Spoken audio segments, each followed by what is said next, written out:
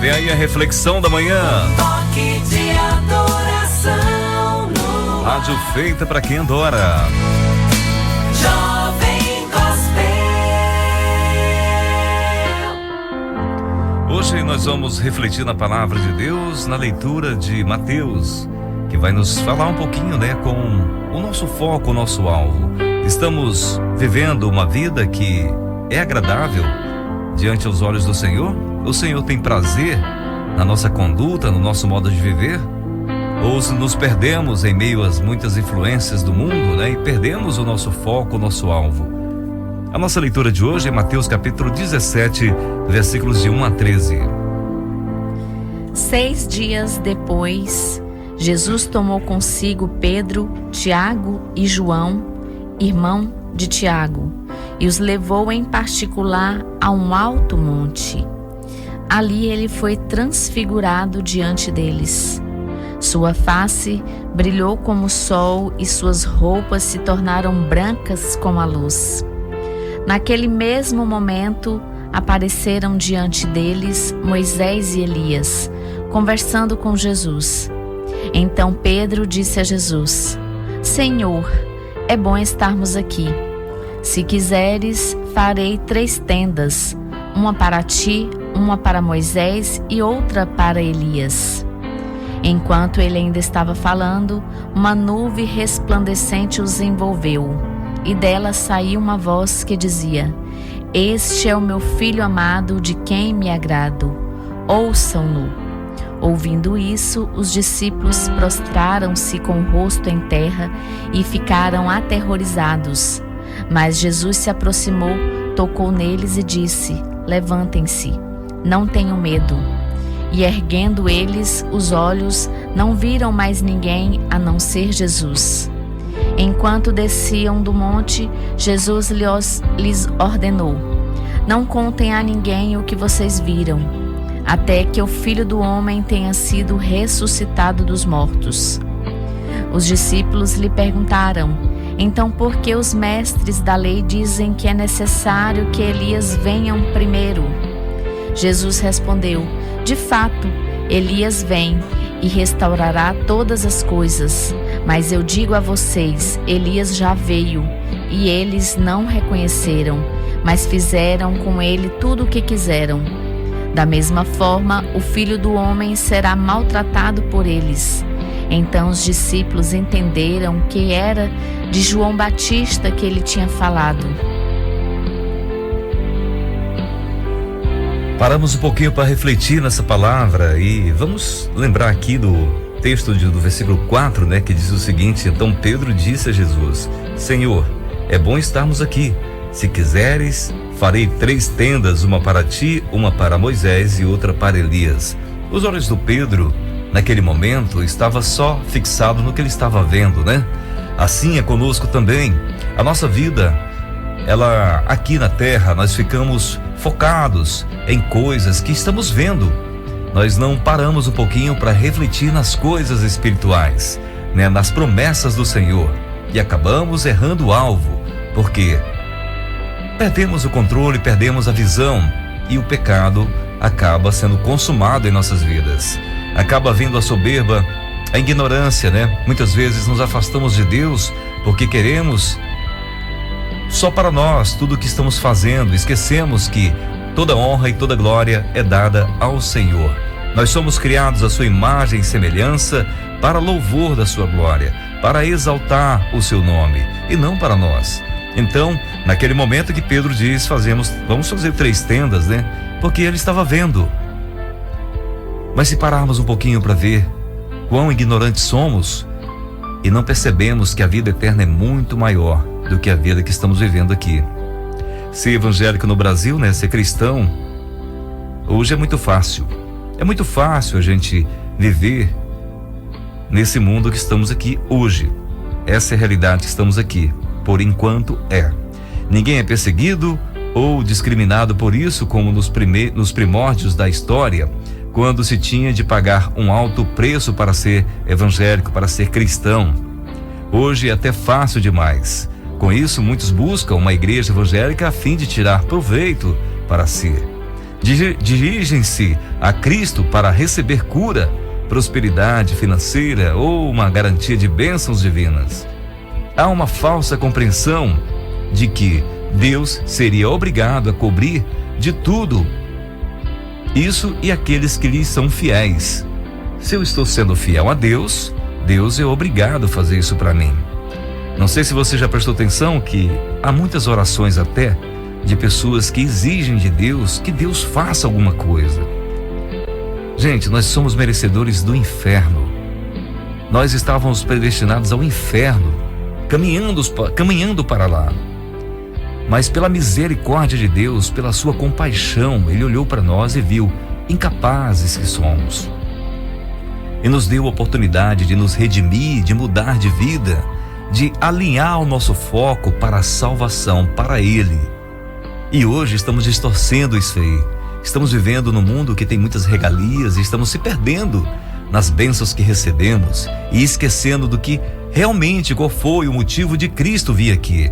Cristo não veio curar as pessoas, Ele não veio para curar os cegos, aleijados, tirar os enfermos, aquelas doenças todas. Ele veio principalmente para tirar o homem do inferno, para trazer a salvação. E são consequências, esses milagres que Ele fez, da sua presença, pois Ele tinha autoridade, Ele tem autoridade, Ele está vivo, né? Ele tem autoridade sobre todas essas coisas.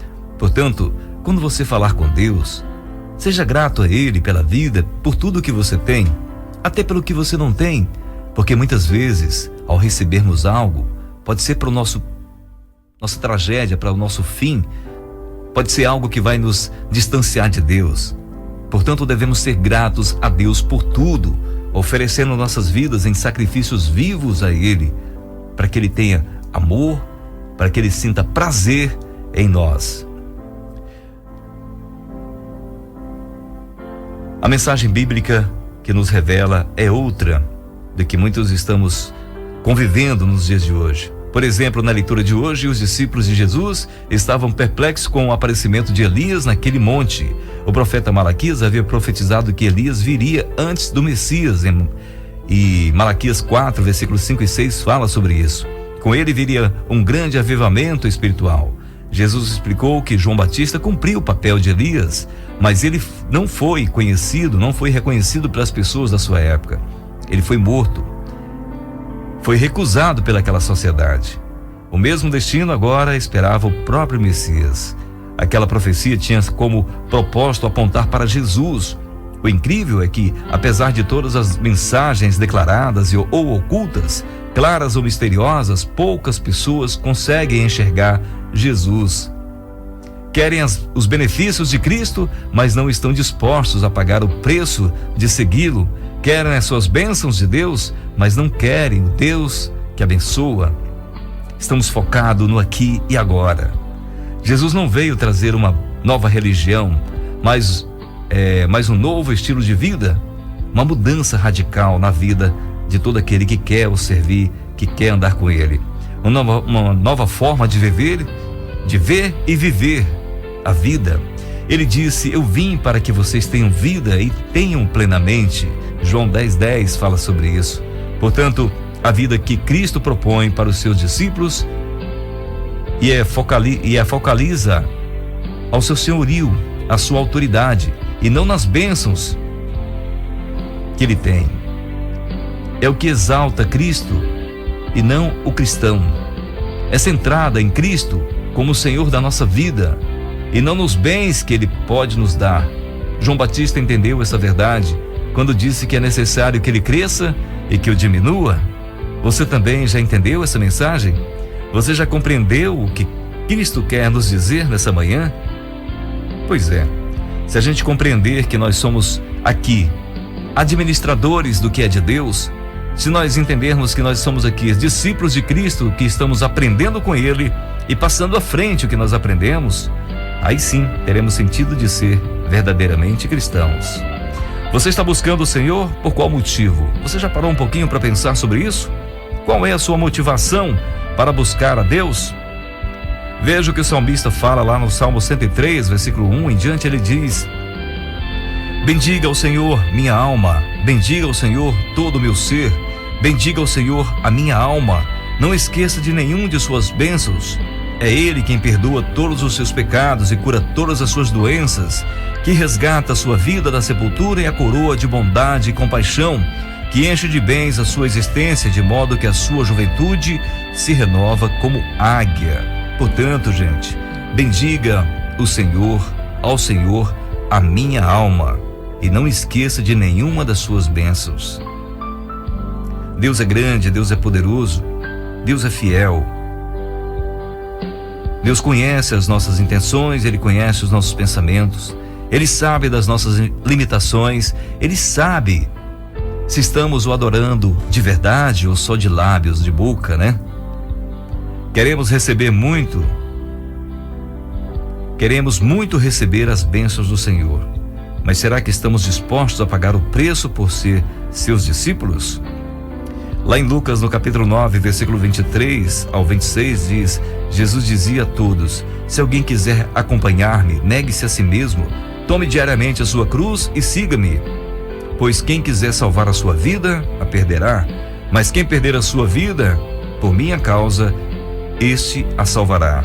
Pois que adianta o homem ganhar o mundo inteiro e perder-se ou destruir a si mesmo?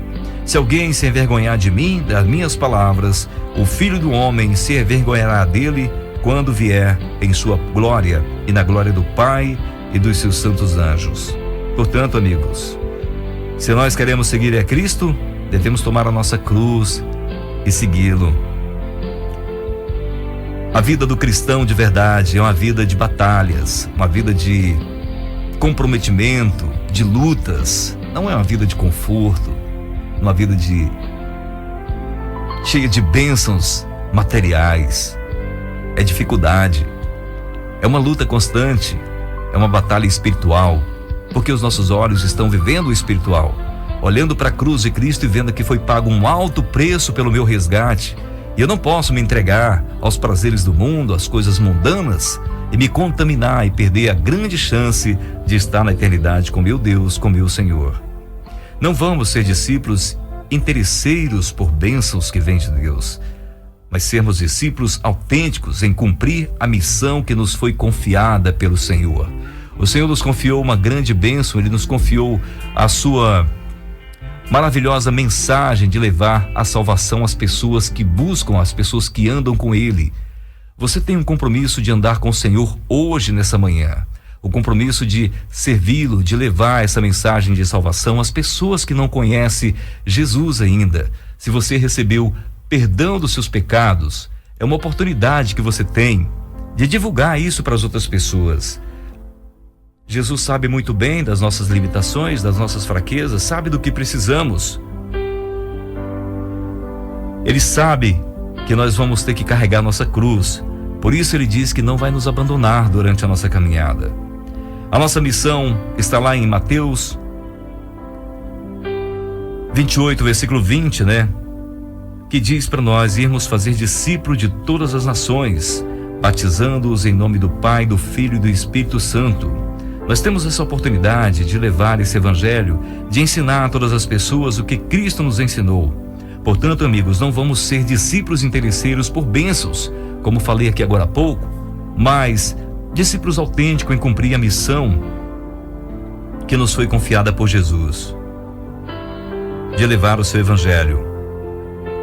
Portanto, não se preocupe dizendo o que vamos comer, ou que vamos beber, ou que vamos vestir, pois os pagãos é que correm atrás dessas coisas, mas o Pai Celestial sabe do que vocês precisam delas.